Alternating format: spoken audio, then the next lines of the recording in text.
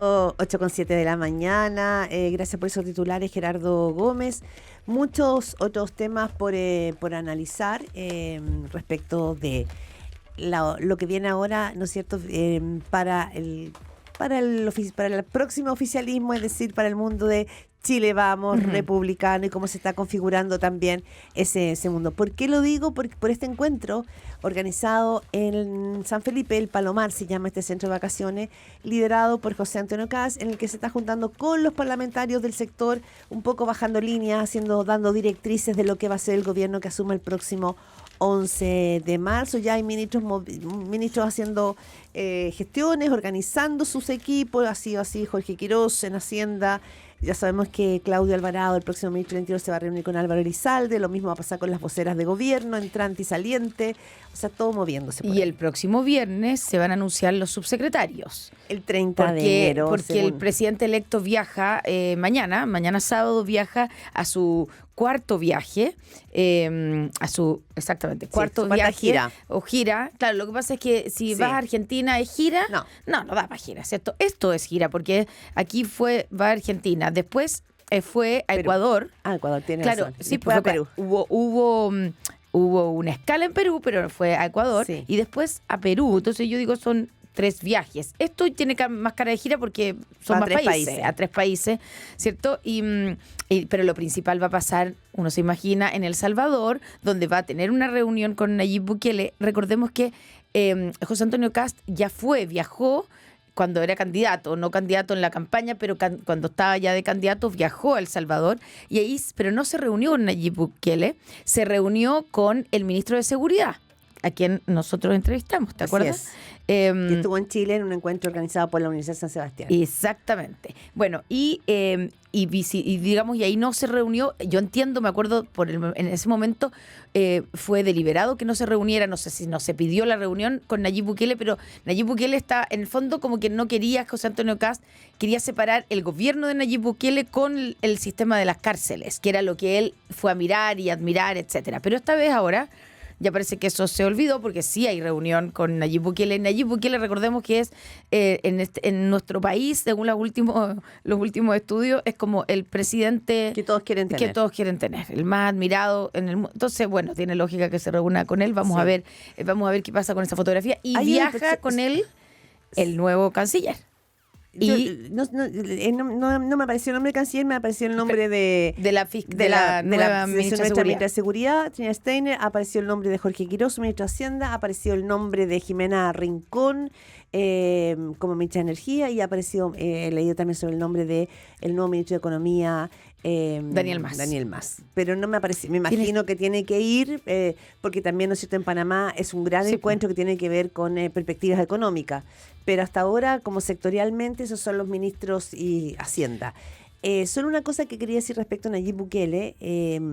Cuando Javier Milei asume, uno de los primeros viajes que hace él y tanto su ministra de Seguridad, Patricia Bullrich, fueron también, ¿no es cierto?, a El Salvador con Nayib Bukele. Nayib Bukele ha sido un socio de varios gobiernos de la región y también lo fue de Donald Trump cuando asume, que también incluso, ¿no es cierto?, empiezan a enviar a la cárcel a inmigrantes de ese país. Entonces, es interesante ver el caso de El Salvador y no mirarlo solo en la figura de Nayib Bukele en las cárceles, sino de todo el proceso que se está viviendo allí y de lo que podría ser un modelo a importar, y lo digo así porque no nos perdamos ni nos quedemos en la superficie. El Salvador o Centroamérica no es la misma delincuencia, en la misma situación que se vive en Chile, ni se vivía en la Argentina.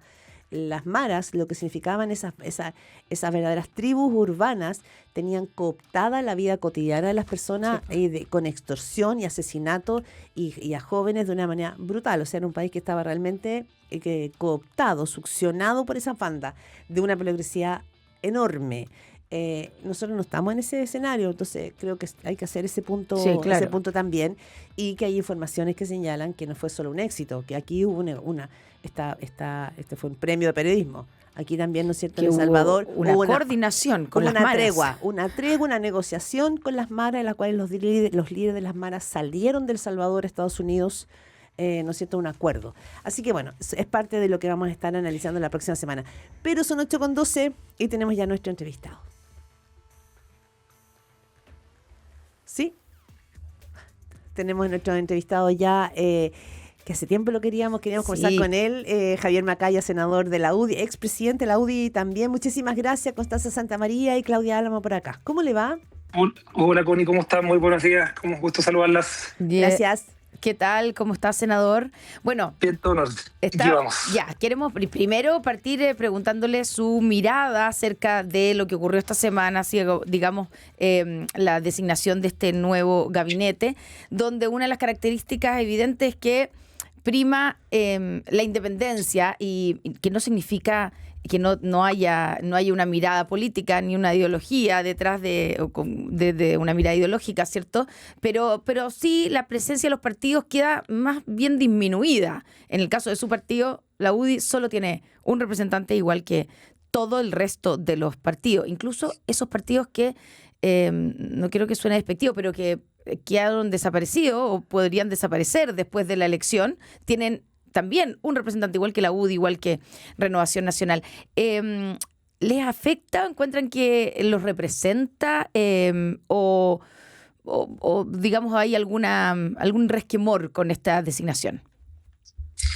A ver, primero, lo más importante es que desde la UDI yo espero que todas las personas que apoyamos en segunda vuelta al presidente electo José Antonio Kast, todos esperamos que le vaya bien y queremos que este gobierno pueda proyectarse, que tenga una capacidad de recuperar muchas cosas que se han perdido en Chile, y desde esa perspectiva nace el concepto de gobierno de emergencia, que yo lo comparto más allá de los matices del estado en el que se encuentra el país. Y se vería horrible, se vería patético que los partidos políticos comiencen en este momento a hacer berrinche, un gallito político respecto a quién tiene más cupos allá o acá. A mí me consta que por parte de Claudio Alvarado, que es la persona que va a estar a cargo del comité político, se ha hecho conversación política con los partidos. Me consta que en el diseño de lo que viene en materia de subsecretarías hay integración de la mirada también de todos los partidos políticos en un abanico súper amplio que abarca no solamente, y en eso siempre es útil recordar, a quienes ganaron la elección legítimamente, que fue José Antonio Kast, que nuestra candidata no salió ni siquiera entre las tres primeras. Por lo tanto, el respeto a ese candidato que ganó, a ese proyecto político que nosotros queremos que sea exitoso, hoy sería muy mal visto por la ciudadanía, por las personas que lo apoyaron, por los chilenos que quieren que al gobierno le vaya bien y que solucione sus problemas más urgentes. Yo creo que sería muy mal visto que hoy día se empiece a hacer este juego de declaraciones de que quiere un cupo más allá, otro cupo más acá. O sea, creo que eso no está en el estado de exigencia de lo que pide Chile a su política en los tiempos que corren. Sí, senador Javier Macaya, es que quizás no es solamente el cupo más, el cupo menos, que como usted bien dice, ¿no es cierto?, no a la ciudadanía solo lo distancia. Tiene que ver con la contextura política de un gobierno, lo que uno ha escuchado de figuras de Renovación Nacional, incluso de la UDI, más bien es la preocupación de que es un gobierno que se va a enfrentar a una situación compleja y que se requiere de musculatura política. Un poco es en esa línea, mucho más que cuántos cupos tengo, ¿no? Yo sí entiendo la pregunta, y creo que esto hay que verlo en la cancha. Parte el 11 de marzo, me consta que hay un diseño y una preocupación por las distintas materias. Yo creo que el éxito de este gobierno se juega mucho en la agenda de seguridad. Creo que hay que responder en esa materia. Creo que el éxito de este gobierno se juega también por ser Jorge Quiró en el Ministerio de Hacienda. Yo tengo mucha confianza del conocimiento que él tiene de las distintas industrias, del sector privado como movilizador de la actividad, de empujar de nuevo al país. O sea, una persona que tiene de verdad mucho conocimiento del mundo real, y eso es muy, muy relevante. Y de nuevo, o sea, que el sector que apoyó en segunda vuelta al presidente Boric empiece con este juego, y por eso también el llamado a los sectores que quizás no han querido integrarse o están con la reflexión, me refiero puntualmente al Partido Libertario, ojalá que hagan una reflexión adicional sobre esta materia, porque creo que se requiere una cuestión más amplia, una mirada que vaya cuajando en forma de coalición. No es necesario ni anunciarlo hoy día, porque ojo que no hay elecciones y tenemos un periodo de tiempo importante que va a coincidir con el inicio del gobierno, donde no hay elecciones ni municipales ni de nada. Yo cuando fui presidente de la UDI me tocó enfrentar como 10 elecciones en 2 años, y eso no va a ocurrir ahora, y eso es importante para darle al sector la posibilidad de ir cuajando. Sí. Ayer veía una entrevista muy interesante al expresidente de Renovación Nacional, Carlos Larraín, que la daba en La Tercera, y decía que las críticas de Chile Vamos al gabinete de Kast eran injustificadas y dijo que están picados. Y añadió, esto de tener 2 ministros de 24 se lo ganaron bien ganado porque la primera vuelta fue muy torpe. Los ataques contra Kast fueron en lo personal, sobre el carácter de Kast y curiosamente en perfecta sintonía con el fondo de los ataques que venían de la izquierda. Así de duro fue Carlos Larraín. Sí, Carlos Larraín siempre se caracteriza por tener frases bien ácidas, pero de repente la chunta. Yo en esto creo que los partidos no pueden entrar en una disputa, en un berrinche respecto de quién tiene más o menos cupos. Yo he visto críticas porque, no sé, por los nombramientos de personas que quizás eran más de centro, Jimena Rincón, el propio Pancho Undurraga, que vienen de personas que apoyaron siempre el proyecto original del Partido Republicano, y si lo que se quiere construir es algo amplio, yo creo que hay que callarse un rato y esperar que ellos empiecen a trabajar, darles la oportunidad para que desempeñen bien su trabajo. Me refiero a todos los ministros, o sea, las críticas que ha recibido la ministra de la Mujer por su condición religiosa. Creo que tenemos un espacio de tiempo que permite que vaya cuajando un proyecto político de derecha, del oficialismo a partir del 11 de marzo, que tiene la ventaja de no tener que enfrentar elecciones en los próximos meses. Y no quiero que sea solamente la unidad por la unidad o el poder por el poder, que es lo que se está viendo en la izquierda hoy día, que hay un quiebre entre la izquierda se termina el gobierno, se acaba el poder, y buscan una excusa de una ley de hace un año atrás para pelearse. O sea, yo creo que eso es el reflejo de lo que no nos puede pasar desde el oficialismo a partir del 11 de marzo. Ya, y citando, digamos, entrevistas de gente importante, de líderes importantes de la derecha, Pablo Longueira fue súper crítico también en una entrevista en La Tercera, muy crítico de la designación del gabinete, acusó improvisación, dijo no sé si hay un diseño, y lo que él dice es que en general esto le pasa, habla de una debilidad histórica de la derecha, que la derecha política desconfía de la derecha política, dice. Entonces, cuando llega al gobierno, se olvida un poco que son políticos los que han llegado al gobierno y recurren a muchas personas del mundo privado. Y después dice que aquí hay bastante improvisación y que hay varios ministros que son ministros yogur, que tienen fecha de vencimiento. ¿Qué le parece? Mira, eso yo lo comparto mucho menos. Creo que cuando comienza el gobierno el 11 de marzo, lo que hay que hacer es exigirle a los ministros. Lo que tenemos que hacer es buscar, primero desde el sector, cómo apoyar en las distintas áreas más relevantes que se tienen, que yo te reitero, es seguridad, es lo que significa la agenda de crecimiento económico que va a impulsar fuertemente el ministro Quirós.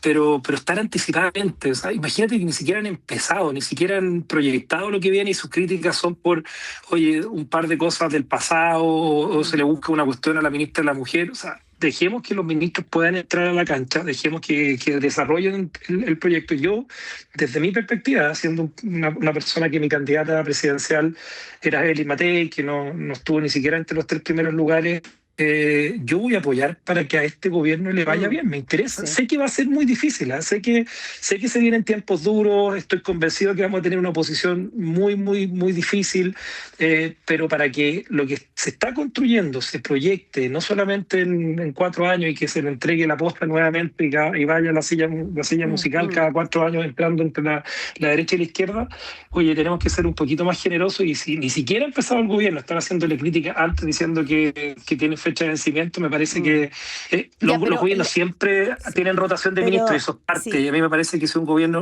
ministro no cumple, hay una tarea. Imagínense la tarea que va a tener el ministro Pudugia a partir del 11 de marzo. O sea, que le vaya bien, que logre la reconstrucción, que sea capaz y va a contar con el apoyo del Parlamento, de lo que nosotros tenemos que hacer desde la política más dura en el Congreso. Senador Javier Macaya, también hemos visto en los gobiernos anteriores, en todos, que una cosa es gobernar y la otra también es la guitarra. No, es la guitarra, pero también, ¿no es cierto?, tiene que ver con que la suerte de los partidos también está en juego. En el caso de la UDI, sí le fue bien en la parlamentaria, pero como partido ha sido un partido que hoy día hay preocupación, se lo ve más debilitado.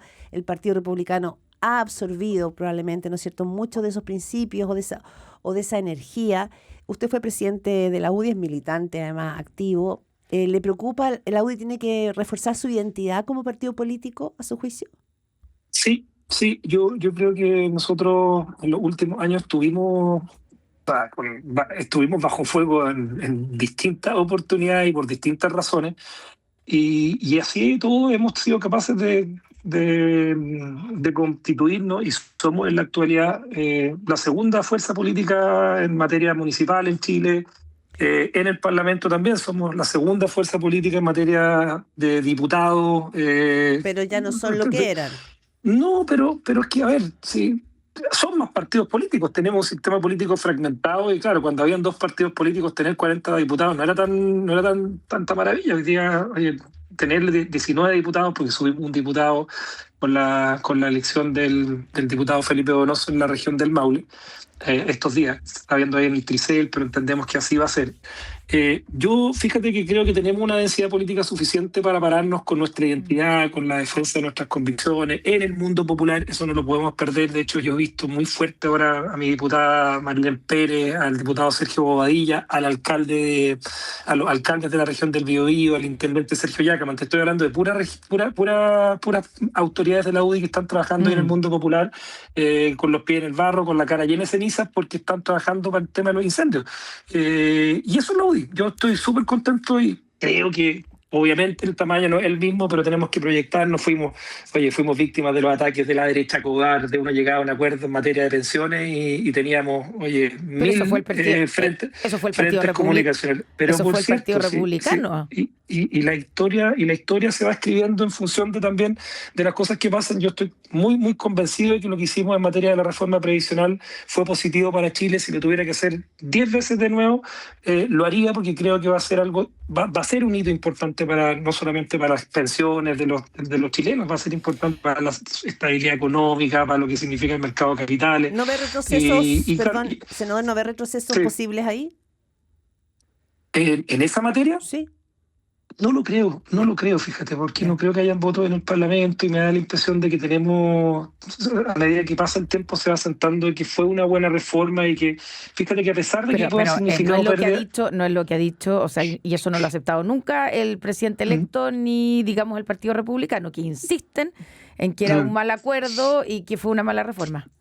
Yo creo que esa reforma tuvo obviamente algún grado de implicancia en cómo sufrimos ataques, en cómo fuimos de alguna manera, no sé, castigados desde el punto de vista de la opinión pública de nuestro sector, ¿En perder la elección? De nuestro electorado. Pero mira, también en perder, como usted cree que fue realmente una razón por la que la candidata terminó saliendo en quinto lugar. Yo creo que es parte de un cúmulo de razones que se instalan prejuicios, y se instalan los motes de derecha cobarde y que tú llegas a acuerdos que son importantes para Chile. Le pasó, fíjate, en una dimensión súper distinta a Joaquín Lavín en el año 99. El otro día nos acordábamos de cuando fue la reforma laboral en la segunda vuelta contra Ricardo Lagos en ese entonces. Sí. Y oye, la UDI en ese momento tomó la decisión, y la oposición en ese momento tomó la decisión de votar en contra. Era una mala reforma laboral para Chile y sabíamos que eventualmente en ese momento podía tener costo y probablemente tuvo un impacto en la elección presidencial de Joaquín Lavín. Acá, cuando uno tiene que hacer lo que es bueno para Chile, votar en contra de los retiros de los fondos de pensiones, ¿tú crees que fue popular en ese momento? Y éramos 6 diputados que en el Congreso votamos en contra de los retiros de los fondos de pensiones. Sí. Pero cuando uno está en política por convicciones, tiene que hacerlo, ¿no? Es parte también de la manera de actuar, por lo menos en la que yo me muevo en esta pega. Estamos conversando con el senador de la UDI, expresidente del partido también, Javier Macaya. Senador, yo le preguntaba por las críticas de Pablo Longueira. Ya usted dice que no está en desacuerdo con esas críticas, pero el punto de fondo sobre esta tendencia que tiene la derecha cuando llega al gobierno, esta derecha con José Antonio Castro también ocurrió con Sebastián Piñera, en Piñera 1 sobre todo, de recurrir al mundo privado, como que ahí estuvieran los mejores de alguna manera, y dejando un poco de lado a los políticos tradicionales de la derecha. Y me refiero a la cantidad, en este gabinete, la cantidad de personas que son, digamos, no pertenecen a los partidos o tienen, me imagino, afinidad, pero y que vienen del mundo privado y sobre todo del mundo empresarial. ¿No hay ahí una tendencia, primero desconfianza de sus mismos partidos y de sus mismos políticos, y el peligro de que nuevamente se vea como un gobierno del empresariado, donde el empresariado se lo toma?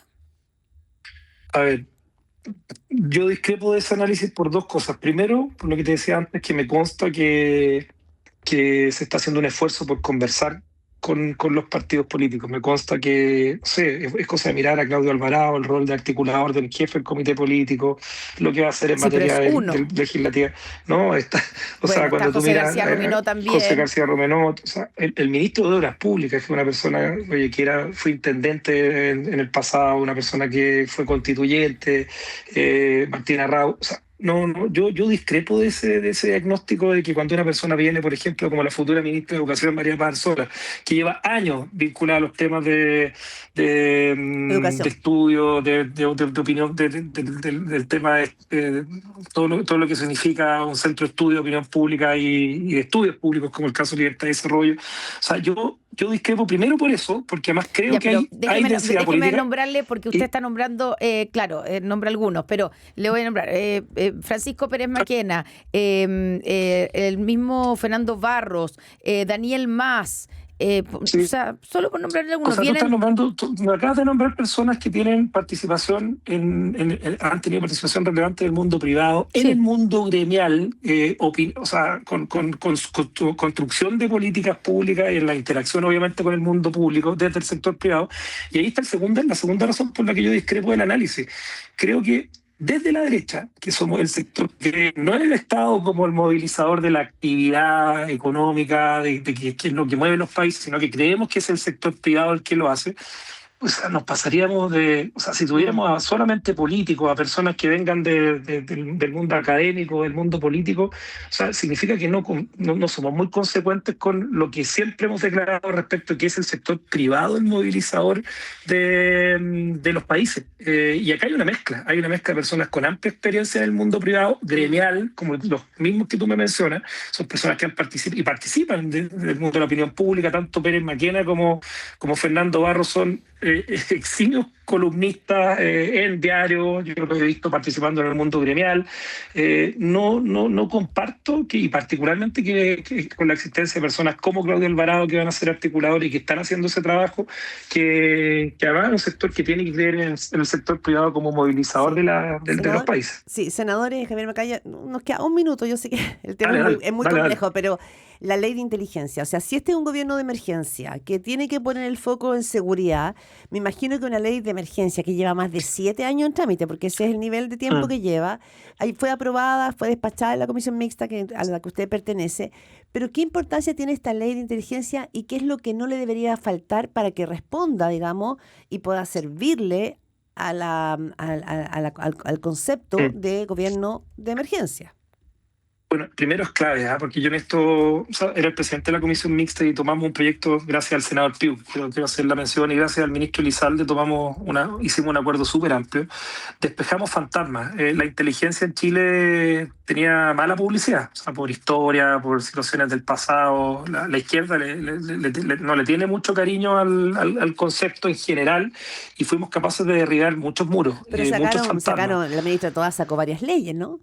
Sí, pero por eso te digo, yo quiero hacer un reconocimiento y espero que esta ley la firme el presidente Boric, porque es parte también de un legado, una agenda en materia de seguridad que va a ser importante para el futuro.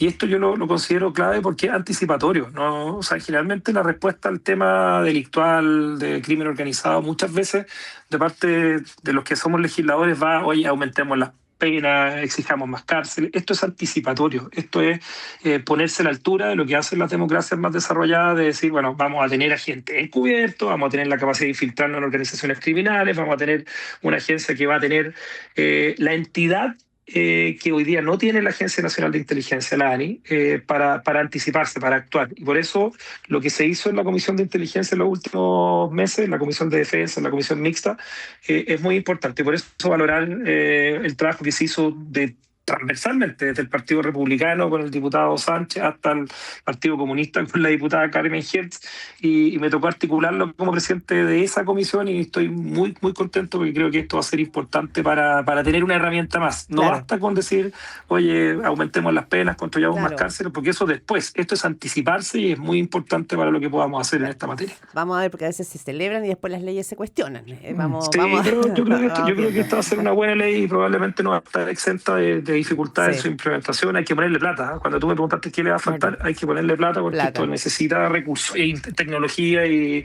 todo lo que implica una agencia que funcione. Javier Macaya, senador de la UDI, expresidente de la UDI, muchísimas gracias por esta conversación veraniega aquí en Pauta de Análisis. Que tengan un gran día también. Gracias, senador. Buenos días.